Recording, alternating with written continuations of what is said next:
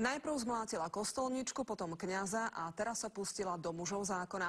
To všetko má na svedomí Rómka z Dvorov nad Žitavou pri Nových Zámkoch.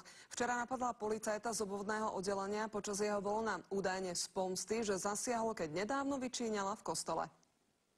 Rozáliu pred niekoľkými dňami v Božom dome pristihla kostolníčka, keď sa pokúsila ukradnúť vzácne svietniky. Dôchodkyňu udrela tak, že ju zaliala krv a praskla jej nosová kosť. Silný úder pesťou v zápätí dostal aj kaplán. Kňaza napadla na druhý deň znova. Ešte na druhý deň sa zastavila v kostole a snažila sa tam robiť nejaké vlastné osobné rituály a znova na mňa zaútočila, najmä potom už slovne, samozrejme s tým, že som Satan a Lucifer a bude sa ma snažiť likvidovať a zabiť. Lebo je Lucifer, šátán. Žena sa správa ako pometená, ľudia sú presvedčení, že to iba hrá, aby dostávala invalidný dôchodok.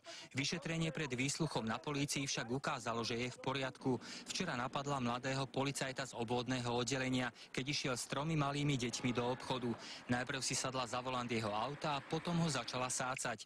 Zavolal službu konajúcu hliadku a zasiahli aj mestskí ochrancovia zákona. Keď prišli na miesto hliadkujúci obecní policajti, agresívna žena v útokoch nepolavila, naopak pustila sa aj do nich. Zareagovala tak, že sa zohla na zem, zdvihla kameň a hodila po hliadke. Hliadka menovanú spacifikovala a okamžite bola predvedená na obvodné oddelenia policajného zboru. 32-ročná žena je obvinená z útoku na verejného činiteľa. Dúfame teda, že už sa to konečne vyrieši. Obvinená žena je momentálne v policajnej cele. O tom, či bude žena stíhaná väzobne, rozhodne sudca. Monika Jelušová a Karol Mindák.